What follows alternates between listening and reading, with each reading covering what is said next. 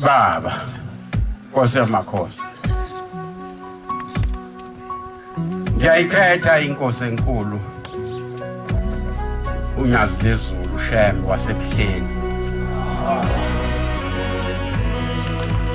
Ngiyacela ukuthi njengoba ngiguqile phambi kwakhe angiphe amazwi engizowakhuluma lawo athandwa uyena azoba kuphila ebandleni lakhe, ngingalidumazi ibandla lakhe, ngingalihlukuli ibandla lakhe, ngikhulume ukukhuluma okwakhayo hayi okubhidlizayo. Lapha ngizokhuluma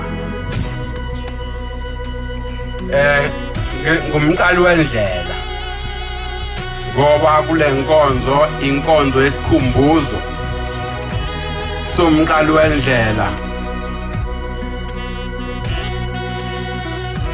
akhala kuNazaretha. Umashi lo usuku olukhulu lokwakha lokuNazaretha. Manje kuzofuneka ukuthi mina ngingaphumi esikoleni ngikhulume ngomqali wendlela akhala kuNazaretha. Sizoke sidlule ngomeni yeshumi nesikhombisa, yishumi nesikhombisa 17 ingoma. Mhlambe amavesi azoba mathathu ngoba ngizobe ngijahile ukuthi kungaze kuphele isikhathi ngingakakhulumi izinto bengifisa ukuzikhuluma nengizinikiweyo ukuthi ngizikhulume. Amen. Rushawa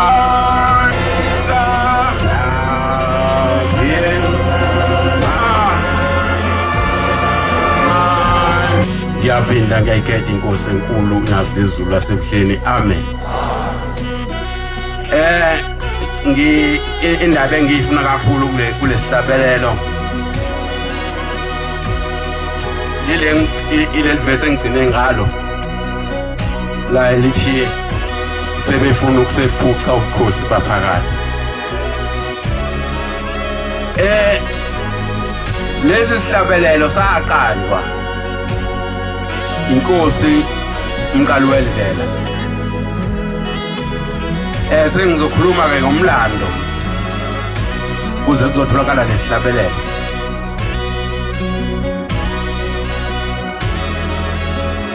Kuthiwa kwakukhona izintombi ezazizimbili phesheya kwezilwane.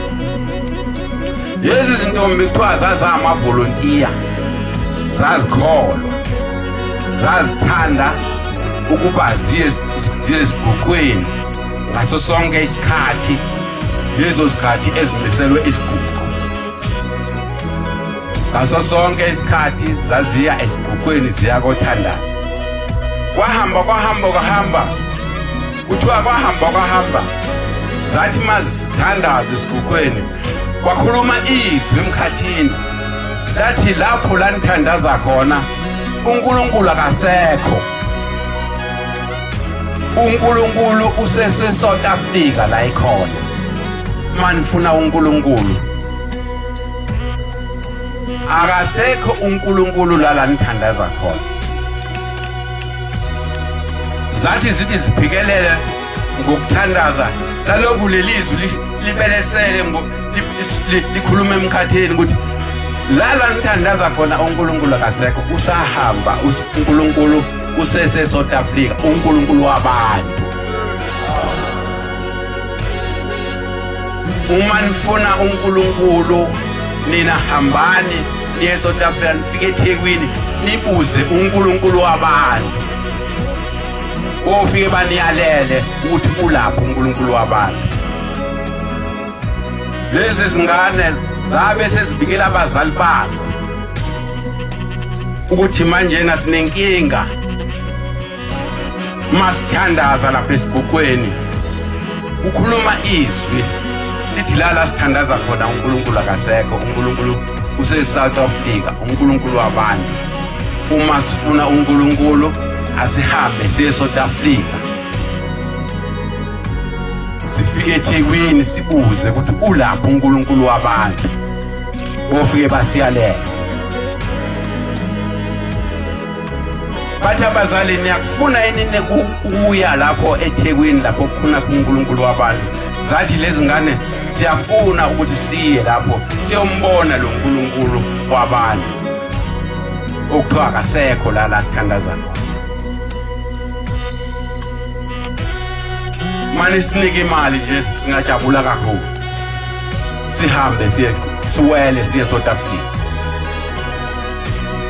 Abazali bakhipha imali bazinika lezi ngane, bathi kulungile hambani ke bantwana niye eSouth Africa. Uma nimtholile lo uNkulunkulu wabantu nifike nisiphathele yena, nathi siyafuna ukumbona, nize ningamshiyi ngoba nathi siyafuna ukumbona lo uNkulunkulu wabantu. Asuka ke lamantombazane awela afika la eThekwini,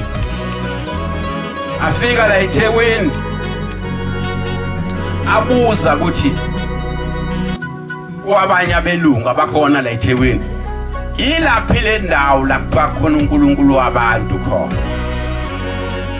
uShembeke wesezenzile izimanga nezimangaliso, yaseyikhona imlando eseyikhona, sebeyazi abelungu ngendaba kaShembe. Babe sebeziyalela lezi ngane,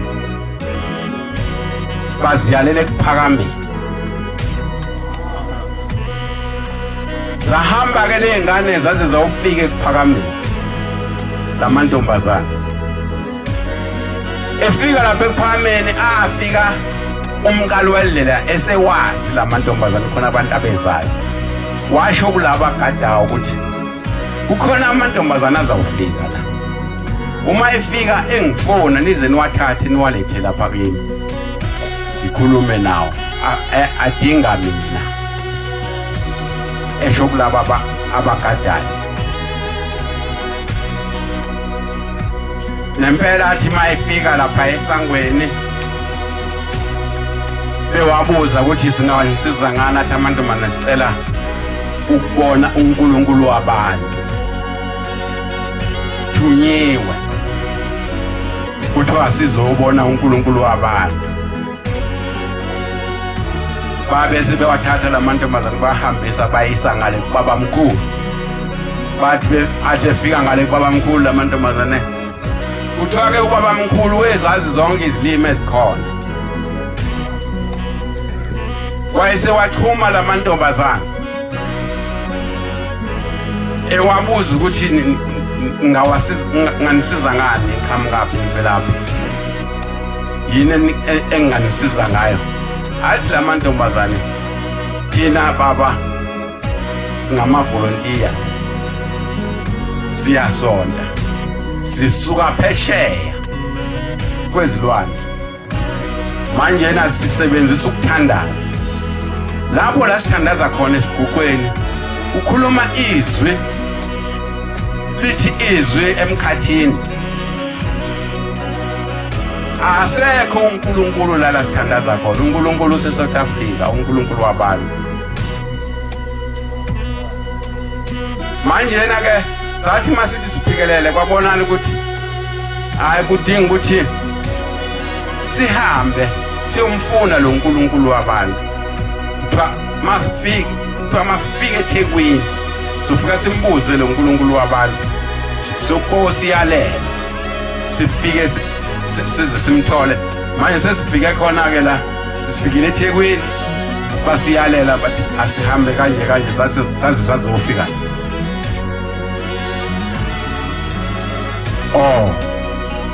Manje na ke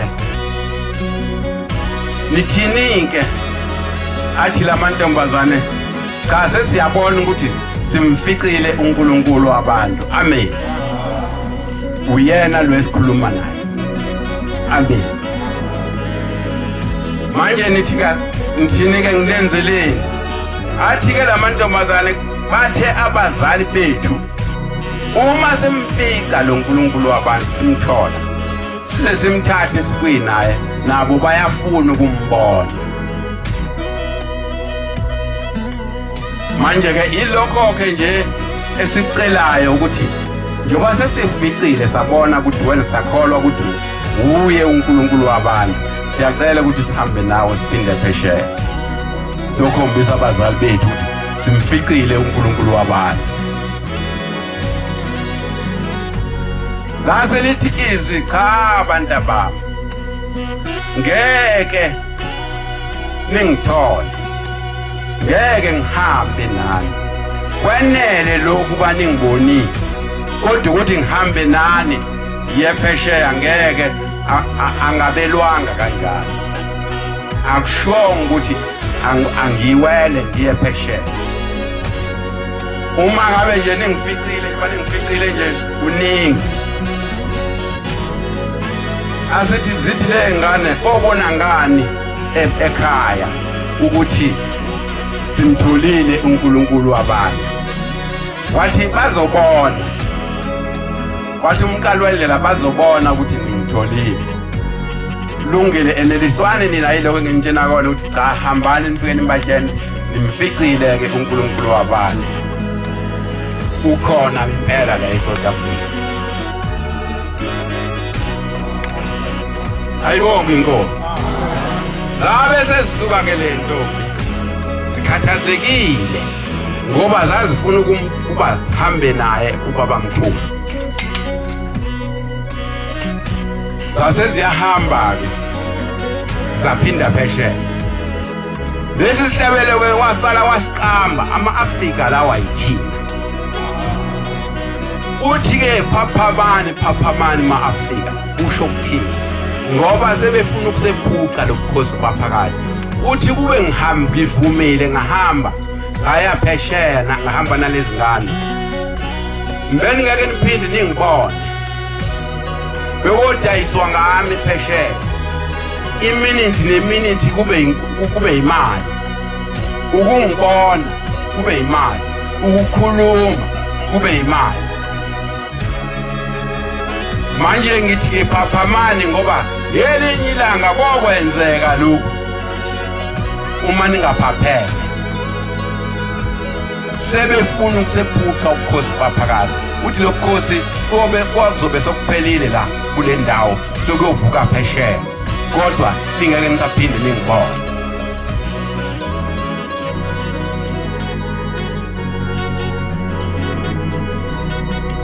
Usho kanjalo kolomlando.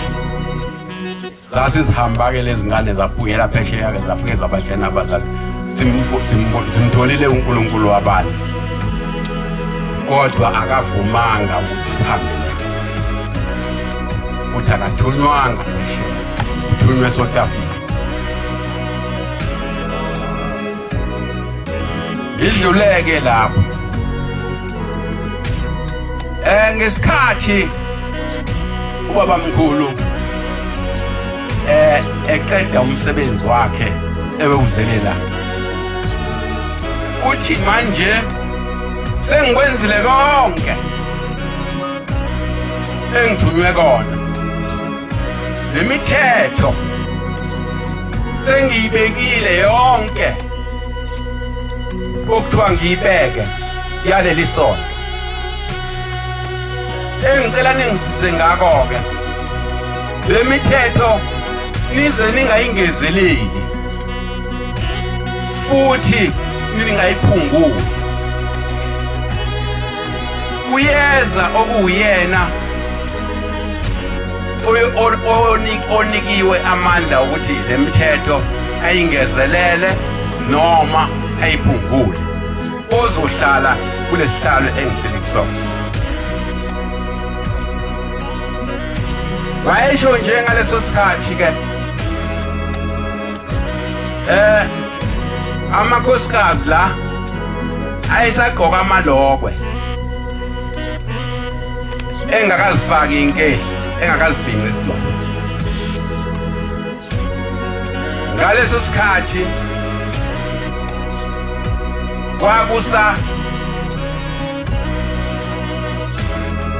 kwakusaphuzwa amahewu, kusadliwa umnyuza, idokwe ilala laziwa, abanye abalazi ngoba abantu abasha. Kwakusadliwa nenkukhu. Ngizobe ngibuyele enkukwini ngoba bazothi ngoba isadliwa nje inkukhu namanje. Ngizobe ngibuyele kuyona.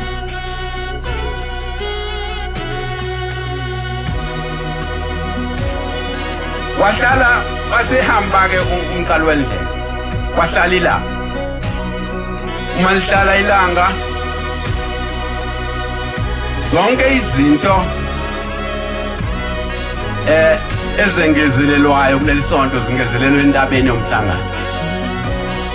Neziphungulwayo ziphungulwa phezulu kwentaba yomhlangano. Kodwa ziphungulwa umnikazi osuke ehlele esihlalweni. Wabe sethi-ke ngomunye unyaka sehlele esihlalweni. Amakhosikazi yithi akafake izinkehli. Amakhosikazi abhinqe isidwaba. Amakhosikazi afake ubuhlalu.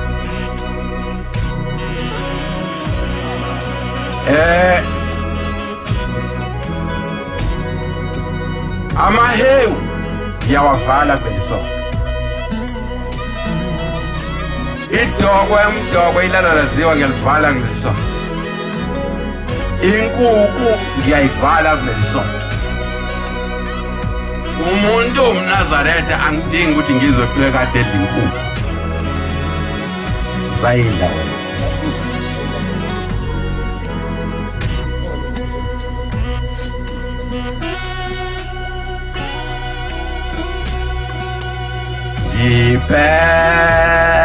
Baba yezi yendlebe yezi imvula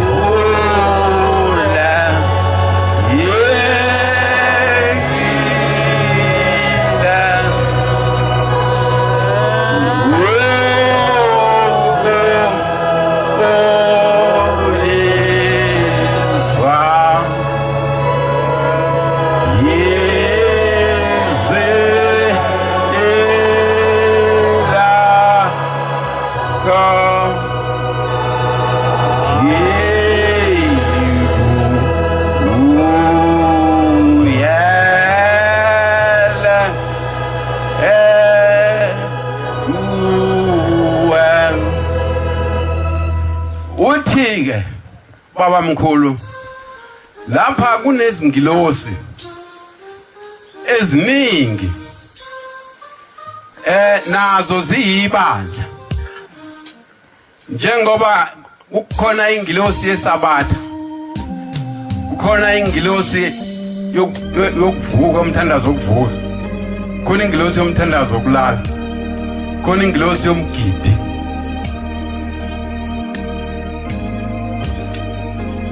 kukhona ingilosi eziningi ngokuhlukana kwazo zonke le ngilosi zinomsebenzi eziwenzayo khona ingilosi yomsebenzi uma usebenzile la ethempeleni uthole lokho uthole ukusiseka uthole lokho okufisa ukuthola amen uthi uDuma owayehamba nawo baba mkhulu kwakuthi makusetshenzwa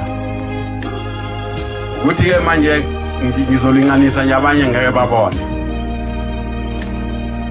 kwakuthi makusetshenzwa noma kumbiwa isiza amadoda emba ngamapiki nangamafosholo ethelela abakhosikazi endishini nasembengeni nakuonyazi ethatha olahla lapha la kufanele lahle khona ngwayisizwe ehamba phakathi kwabo afike la kuphela khona isiza akhapheze alahla aphinda ahambe phakathi kwabo abehamba ayengala afike la kuphela khona isiza akhapheze alahle athi abuya athi bantu bami ningibona ngenza kanjena nje ngifundisa ingilosi umsebenzi wayo edinga amawele uma ngisuke ngilahla ngale ngisuke ngilahla izinsizi zenu uma ngibuya ngizolahla ngala ngisuke ngilahla izifo zenu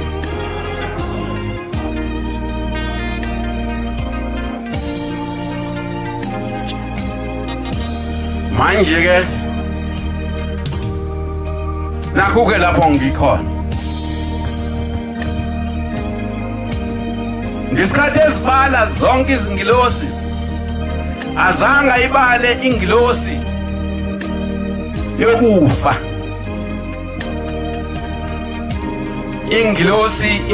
wazibala zonke ingilosi kodwa azange ayibale ingilosi yokufa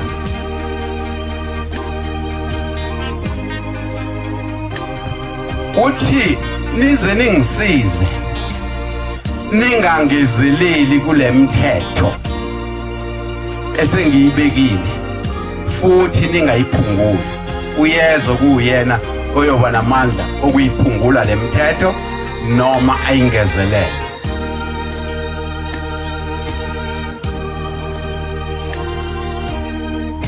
sithe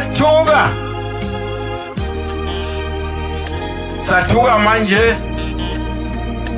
sokugidelwa umngcwabo engazange asho ukuthi umqalo wendlela akugidelwe imingcwabo engazange yasho ukuthi kukhona ingilosi yasemingcwabeni edinga igidelwe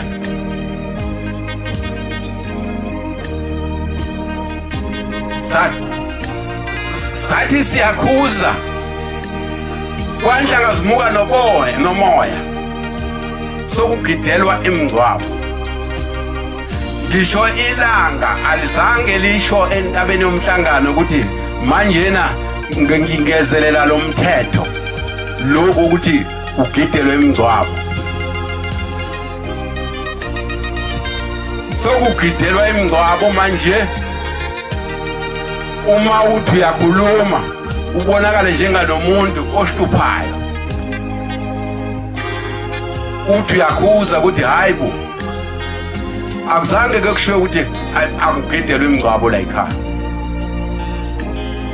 khumbula ke emngcwabeni yilapho kusuke kwenzeke khona umshophi emngcwabeni wayethe umqalo wendlela uma kushoniwe akubophela insuku ezu7 bese kuthi ngoluka 8 uhlatshwe imbuzi kuhlambulukwe ugezwe izandla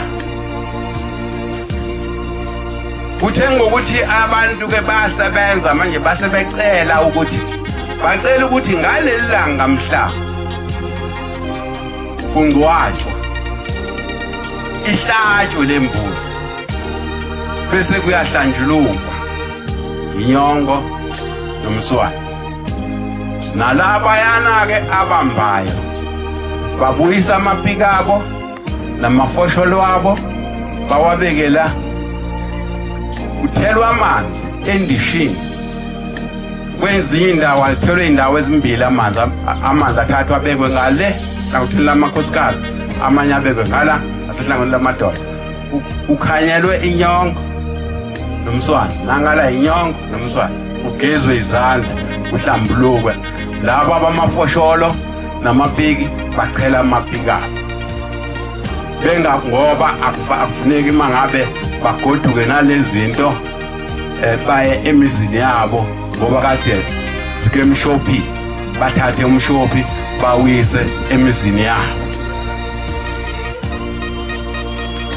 Wena ke uthathe isigubhu ethempelini, wathatha imbotshiki ethempelini, uhamba nayo waya nawo laphaya uyakogida,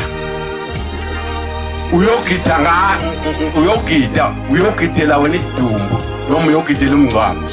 Ngesikhathi ke manje sokuhlanjulukwa wena lesi isigubhu usenze njani? Nale mbotshiki usenze njani? Uyahlambuluka wena, uyazigeza izandla ngoba udla sowuthatha isigubhu manje sowuphinda naso uyosibeka ethempelini sona singahlambululwanga, sigoduke nalo mshophi esewuthathe laphana emngcwabeni. Nale mbotshiki ebekade sila uzifutha laphayana ukuthi uzisa laphana ethempelini. Le ngilosi ke manje egadi ithempela awuyingcolisi yini? Awulingcolisi yini ithempela ngokungenisa lesigubhu ekade sihambisa sakogidela umngcwabo sabuya nomshophi? Uma kwenza ngoba singcolile uyosigeza ngani? Uma kwenza ngoba le ngilosi ingcolile, ingcoliso wena ngokungenisa lesigubhu kade silaphana emshophini uyoyigeza ngani? Leli thempela leli uma kwenza ngoba ulingolingolile lingwenza ukuthi manje wena uthathe isigubhu wasifaka phakathi kade sike emshophini uyoligeza ngani? Kodwa uyazi ukuthi kufanele malugeze ngani? Uyazi yini ukuthi la ekhaya ubungcwele bokuqala isigubhu? Uma kuthintwa ubungcwele nje phakathi isigubhu thatha isigubhu bese kuthintwa ubungcwele. Wena uthatha lesigubhu manje usisaphi emngcwabeni uyosingcolisa. Niyasina lapha emngcwabeni, abanye basina nangamahawu nangamashwa. Usuthatha leli shoba lakho nale hawu lakho usuyahamba ebuhleni, uyafika lapha ebuhleni uyavunula uyathatha uyahamba uyaphezulu lapha emgidini usuyongcolisa wonke lwamgidi lo, ungcolisa abantu, ungcolisa ingilosi ebusisa ithi ngale hawu lakho nalo ngoba wawu kade ulise uhambe nalo waya emngcwabeni ubuya nalo silingolila aligeziwe. Ingilosi seyahluleka manje ukwenza umsebenzi wayo ngawe. Ingilosi yahluleka ukwenza umsebenzi wayo ethempelini ngokuphilisa abantu ngawe ngoba ufake isigubhu ethempelini singcolile singageziwe. Usisaphi sona isigubhu emngcwabeni? Ubani wathe isigubhu sifanele siye emngcwabeni kuyosiselwa isidumbu? Uthi uMadlala umfundisi ithe ilanga lamalanga, mfundisi Madlala hamba utshena abantu ukuthi abangabagideli abantu bakabheka bezayo, ngoba abantu bakabheka bezayo abanaso isabelo somgidi, bazofa baphele uma begidela abantu bakabheka bezayo. Ngoba abantu bakabheka bezayo bazothi mase bekhumbule umgidi bese bebulala umuntu, ngoba awukho umgidi oqondiswe ukubona ukuthi akuhanjwe kokugidela abantu bakabheka bezayo. Nina ligidela abantu abazange abantu bakulalele lokho, kunaloko baqhubeka bagidela imingcwabo. Namanje basayigidela ngenkani ngoba nifuna ukulalela. Inkosi seyiziyamemezela yona mathupha eKenani, yathi make yezwa nje mina ngihlale ngikhuluma ke njalo ngijabule kakhulu uma inkosi imemezela eKenani. Ngoba mina ngihlale ngikhuluma sengaze ngawumfundisi omubi kakhulu ngoba uma ngabe khona mina angifuni makugidwe. Ugidwe emngcwabo.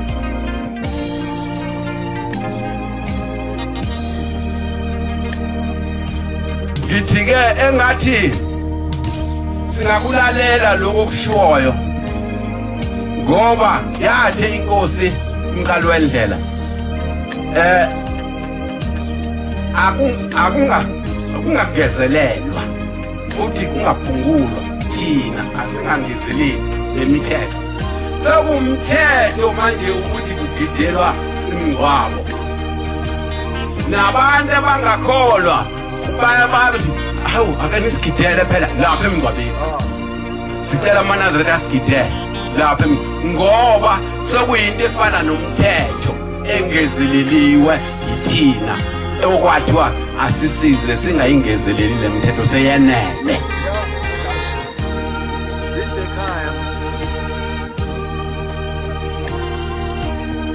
Ngiyahlupheka ngoba sesiyafaka thina manje esibadala sibuye sisiyazi imilando. Mina sengino 79 namhlanje nje njengoba uqala umashi nje oka9 lo 79 years old. Iminyaka yami yokuzalwa ngazalwa ngayo umashi. Inombolo yami nje lokhoze ID ithi 310 370 310 52 44 087. Inombolo ye-ID yami le. Ufundile uzokwazi ukuyithayima ukuthi le nombolo ihlangana kanjani nomashi. Osala wena kungafundi thina sifundile ke nje.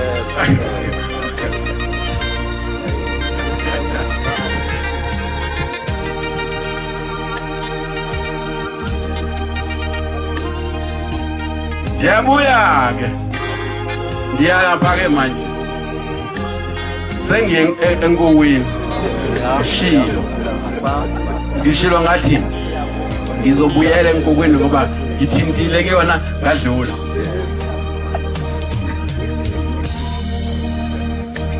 Ngesikhathi ubaba mkhulu esho izinto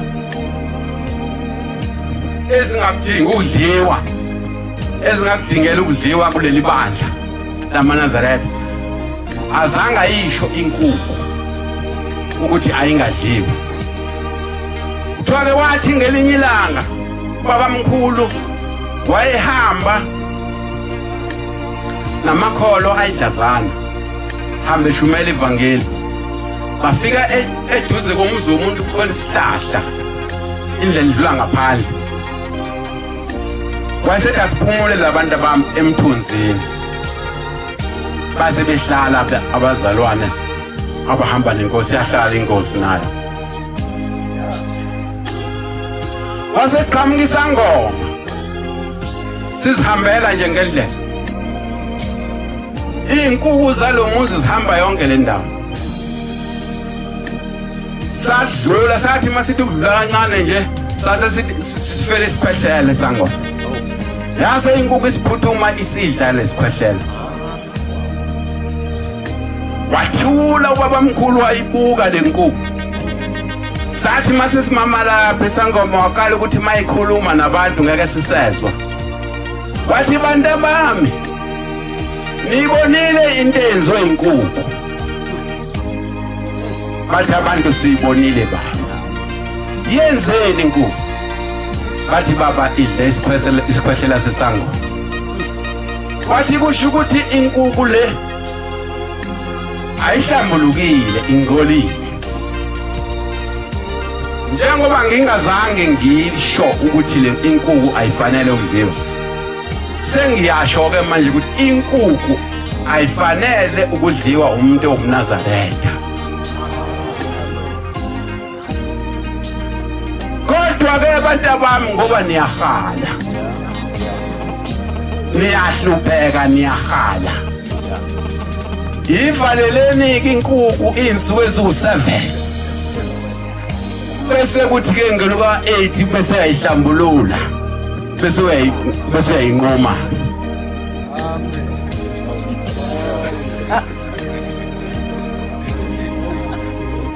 Base abantu benze njalo ke abanye bangakwenza.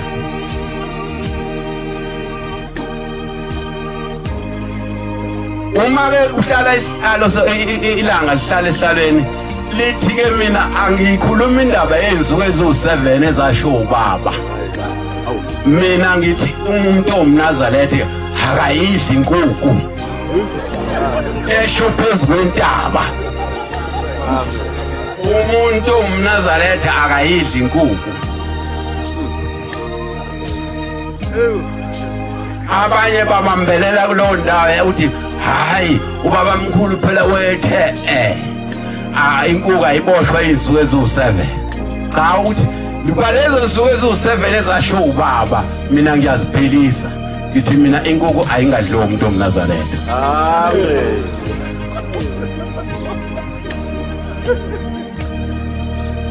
Baqalane eliwe kuthiwe kuthiwe inkosi la ilanga lalibuthwa ngoba abantu babengabaningi ukuba khona isikhathi sokuthi kuhlalwe ubuthwe ilanga lesixoxisa izindaba. Baqalane intombazane le ihlela eduze kwakho baba usayidla inkukhu. Buza kule ntombazane inkosi la baqalani usayidla inkukhu uthi kubaqalani cha baba angisayidli. Uthi ke lizikilanga unenhlanhla kanami umuntu odla inkukhu akangeni ezulwini. Umuntu odla inkukhu akangeni ezulwini. Ngoba inkukhu idla noma yini. Ayikho into engadliwa inkukhu. Mawufuya izinkukhu la eduze komzi wakho konke ngisho nasegcekeni izinambuzana zibi khona zidliwa inkukhu. Yonke into inkukhu iyafana nengulube. Uthi inkukhu iyafana nengulube ngoba idla yonke into.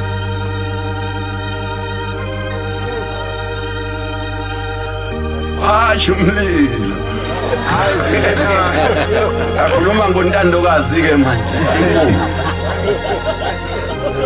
abanye baziye emafriji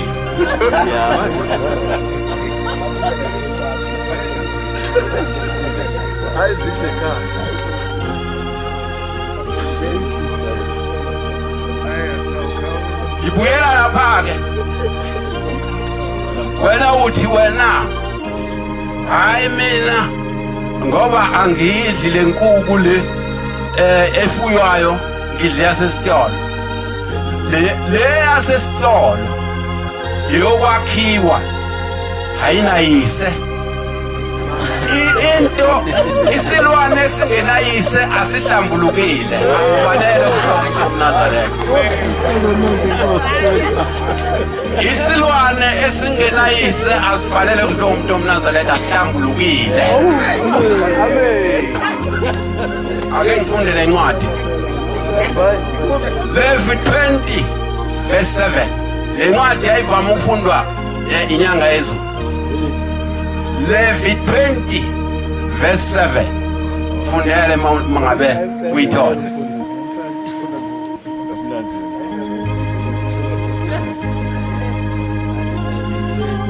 Levi 20 verse 7.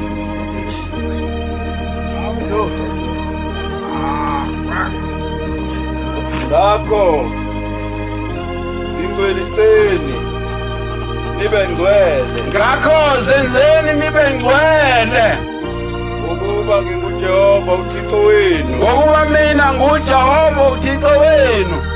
Anogcina imithetho yami. Anogcina imithetho yami. Niyenze nginguJehova oningcwelisayo. Niyenze ngoba nguJehova onenza nibe ngcwele. Amen. Mawudla inkukhu usangcwele. uma udlala inkukhu okuthiwa ungadliwa wena usangcwele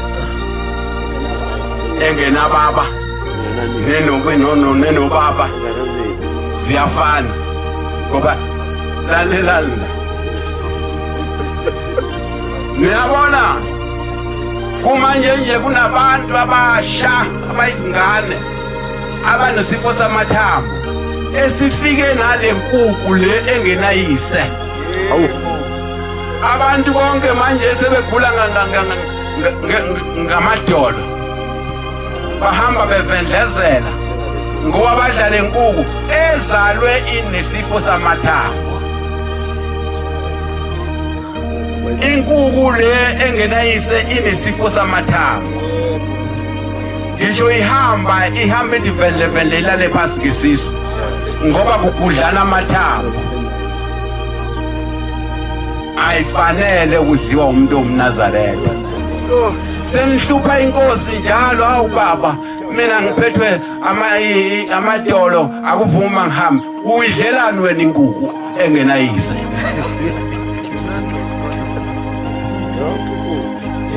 Uyidlelani wena inkukhu?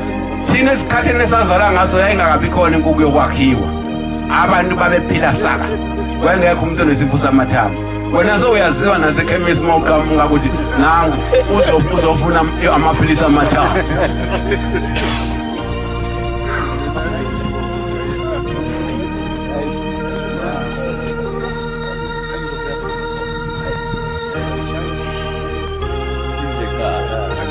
Asiyeke inkukhu ayihlambulukile, hefuywayo ayihlambulukile. Ile nkukhu ethengwayo esitolo yokwakhiwa ayihlambulukile. Azonke le nkukhu azifanele kudliwa umuntu omNazaretha. Amen. Dlula lapho chiliza. Dlula lapho chiza. Sengiyake manje etshwaleni.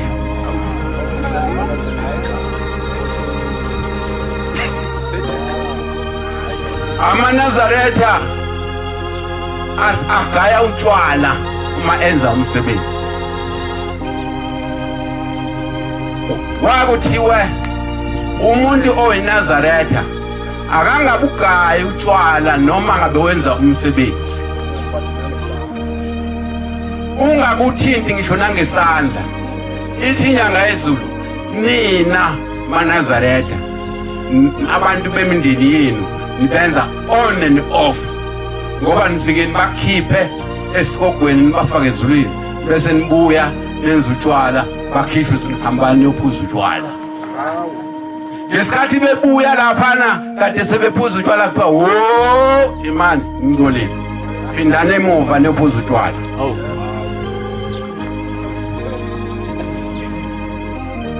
Kukhona indoda eyafika enyangeni yezulu yafika yathi baba ngizokwenza umsebenzi, ngicela inkosi yamakhosi lo msebenzi ungigusisele wona. Ithi inkosi uzowenza nini? Seyasho. Uthi ke inkosi kusisi hambe uyowenza umsebenzi, kodwa nawe ngizokusho uze ungaligayi ijiki ngoba namaNazaretha uma nenza umsebenzi ngwenigayi ijiki.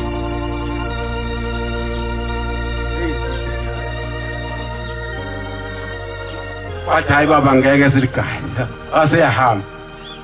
Ngaleso sikhathi zazingakabhalwa izincwadi uma usuke umuntu emema noma emndenini.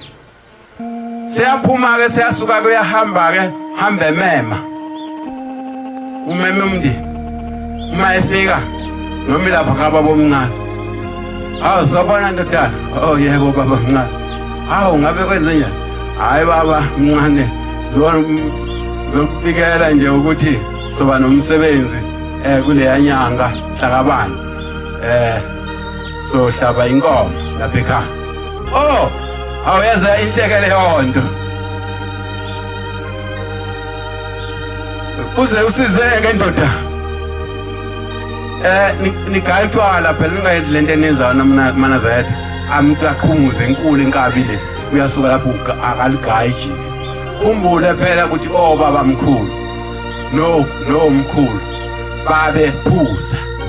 Uma ngabe wena ungezile ugaya nje ngeke thina siye emzini wakho. Hayi kulungeleke umuntu oncane.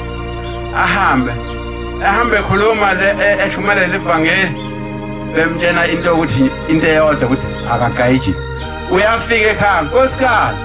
Hayi icala liyasilahla.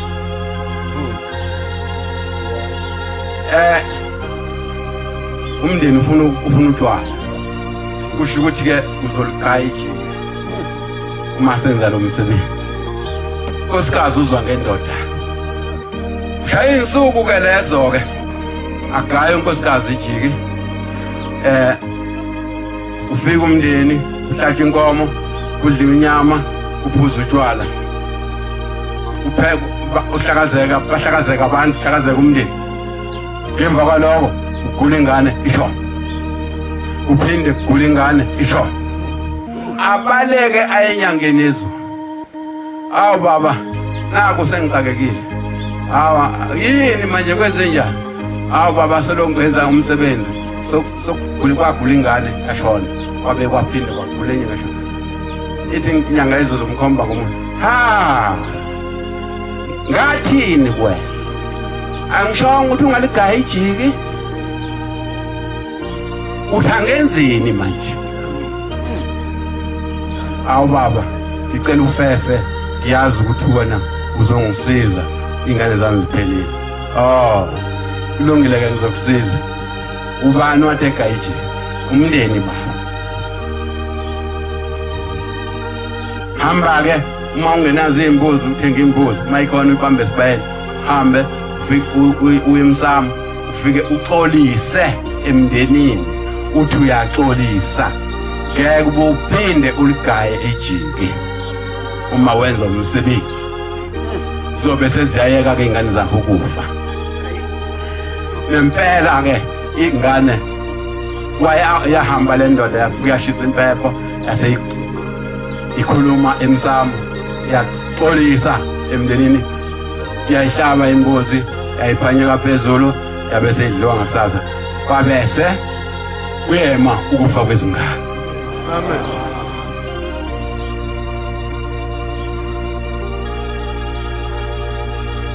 Lethilanga umuntu uyayafikela athi mama nginikelela umsebenzi engizowenza.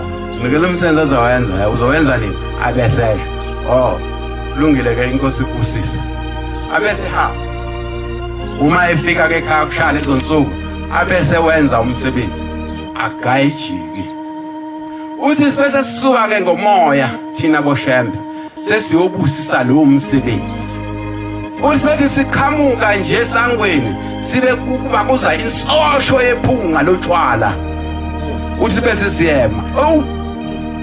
Kunutshwala la kulomuzi. Ugayiwe.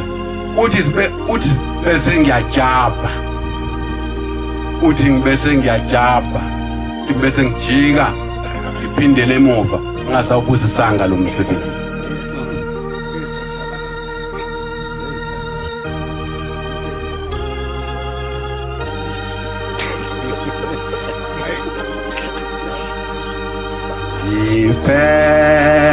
Baba yezi yindebe yezi evula yegila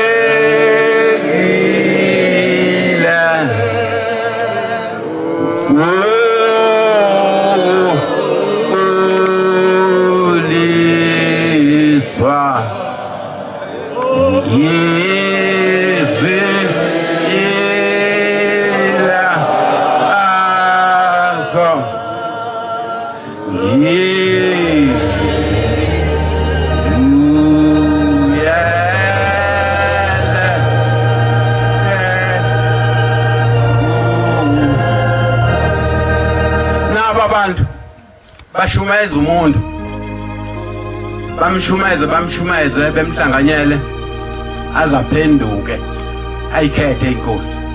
Uma seyikhethile inkosi waseyabhabhadisa waqeda useliyabuza kubaphenduli bakhe uthi manje na mina bengithi ke mangenza umsebenzi ngiqhaye utshwala manje ngisengizokwenza njani nje base ngisonta kulisonto leni nje bese bethi abanye hayi khululeka liyagaywa ijikile liso bese bethi abanye hayi aligaywa ijikile liso abesethi hawu uma kanti manje nina senihlukene phakathi abanye bethi liyagawa ijikile lisonto abanye bethi aligaywa aligaywa ijikile lisonto ngizokwenza njani mina bese ethe qhamuka omunye athi uyabona into ezokusiza hambe ebuhleni ufike unikele sokuthi ngolenkosazana ufike unikele uthi noma u10 rand ubeke phezulu kwetafula uthi uphendukile kulisonto uphendukile manje abantu abakuphendulile uma ngibuza ukuthi ngenze njani njengoba mina bekade ngigayijile uma ngenza umsebenzi ngiligaye noma ngaligaye abanye bathi angiligaye abanye bathi angaligaye. Impendulo yothingo ithi usubhabhadisiwe na ithi uthi ke lo mzane sengibhabhadisiwe hayi kuhleke masubhabhadisiwe ubothi ke mawenza umsebenzi uhambe uyothenga ama drink uhambe uyowabeka emsamo ubatshena abantu bakini ukuthi nansi nalijiki eliphuzwayo la ekhaya manje asisaliphuzi lijiki leli ebekade niliphuza uqala elimuncu.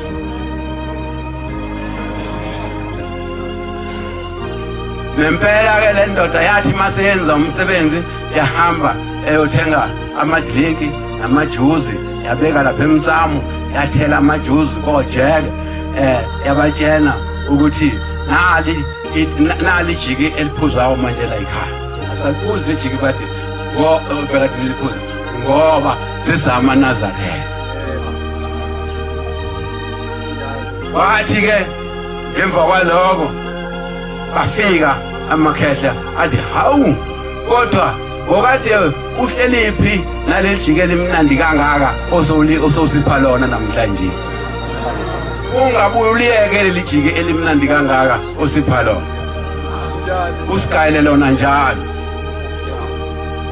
Abanye bathi hawu waze wayibamba uchiliza inkonzo wena uthe akwandise kumphathi wenkonzo. Amen.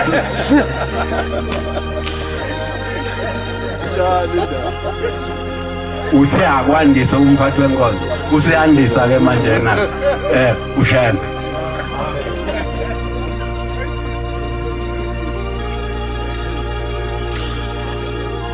Ngibuyela phi ke manje ngibuyela la engulubeni. Yeah. Ngifika lapha ngifika lapha supermarket eScotland nali khaladi le ntombazane lihamba la emafrijini amakhulu ngithi nawo sawubona mntanami ithi amkhulu ngithi mina awangisize ngakusiza ngani mkhulu ngicela ungikhombise upholoni wenkomo ngicela ungikhombise upholoni wenkomo senguphethe ibasket la ngiyagcwalisa la basket iyangibuka ithi hayi mkhulu awukho upholoni wenkomo Hawu. awukho upholoni wenkomo upholoni okhona wenkukhu lo pholoni lo ubonayo lo phiki umexiwe yigusha inkomo igusha inkomo ingulube Yeah. igusha inkomo ingulube lo pholoni opinki umekisiwe awukho upholoni wenkomo nje straight Ufuna ukupholona ngamexiwe nangu wenkulu. Athi ngaye ke ngiyaxolisa ke ntombi yami ngoba nayo lo nkukhu angifinyeleli kuyona. Hawu. Asengihamba ngiya lapha esikalini. La kokwa khona. Uma udla ke wena upholoni lo opinki udla ingulube. Hawu. Ibanzi. Udla ingulube.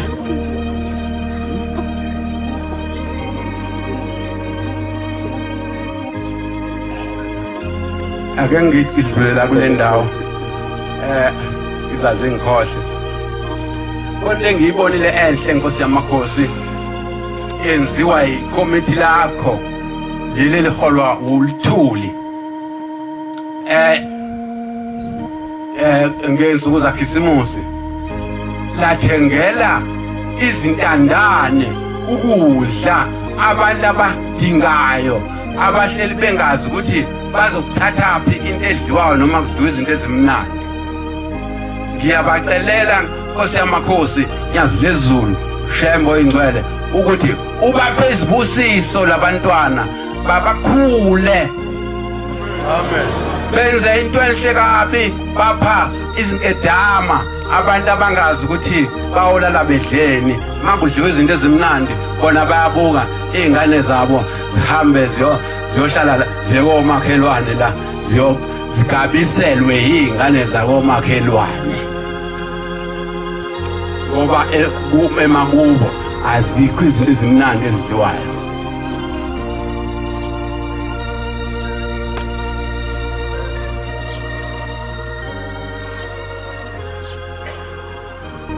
Sithini isikhathi manje?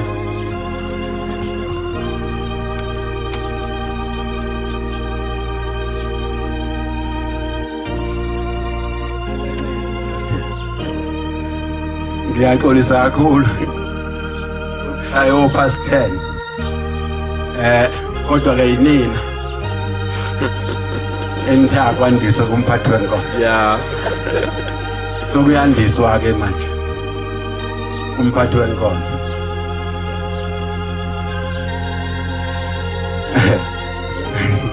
Sengiyala kule ndawo.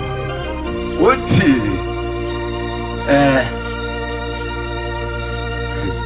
ningixolele bafundisi.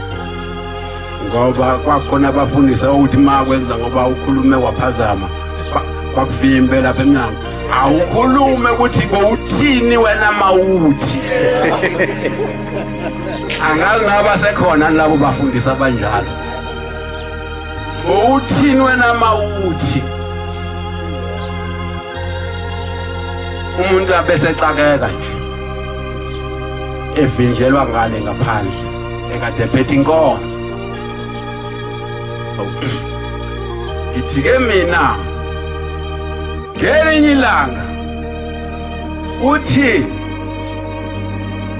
lithi ilanga fundisa imngoma usisa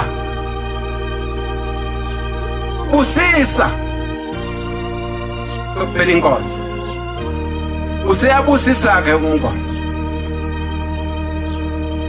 usiyathandaza umngoma uyathandaza njengoba sobuzwa ukuthandaza untombele.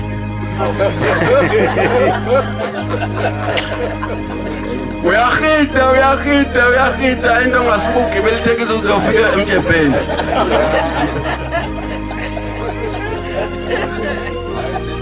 Uthi ke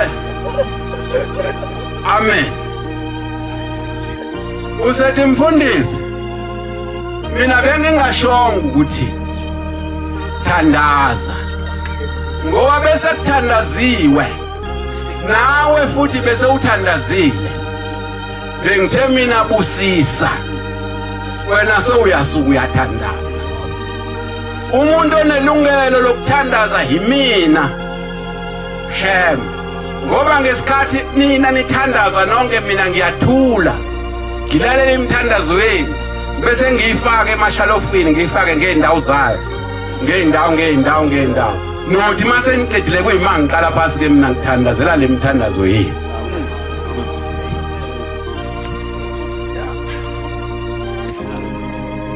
manje wena sewuqala phansi uyathandaza kanti ubukade uthandazile.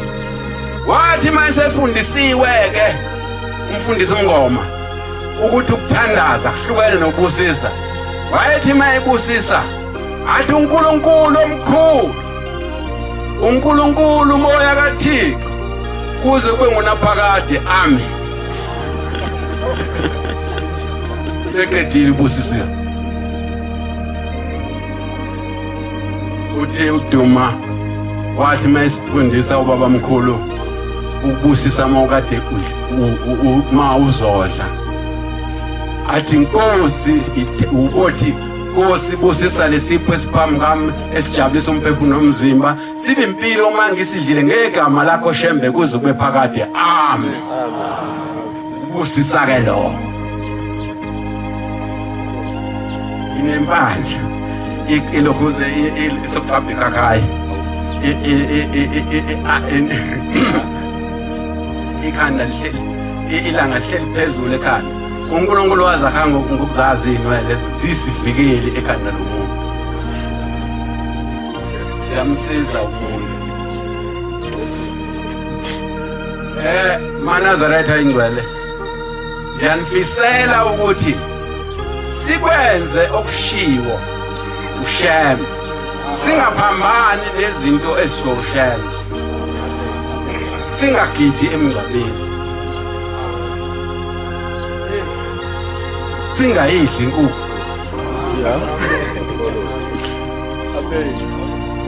Singawudli upholoni.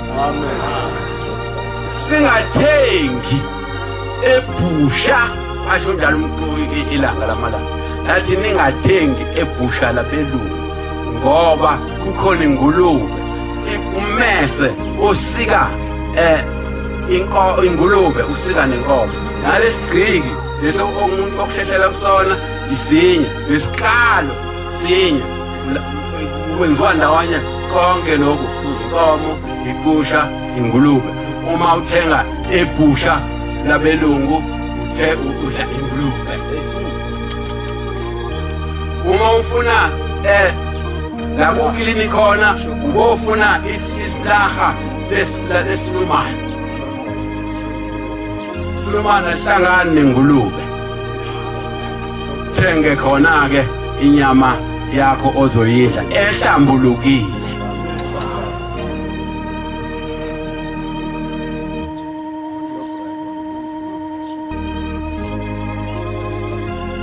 Hayi abanye bathi noma sewungama nobo sokulungile sozobe sibone nangelinye ilanga.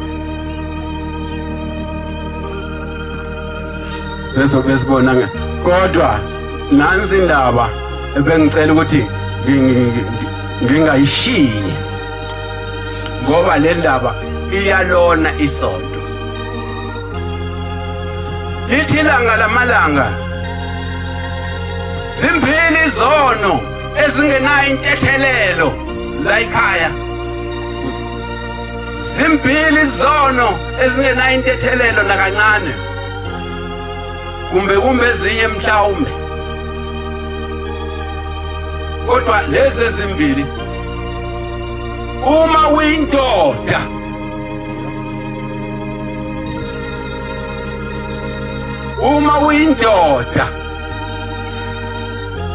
uqomisa enye indoda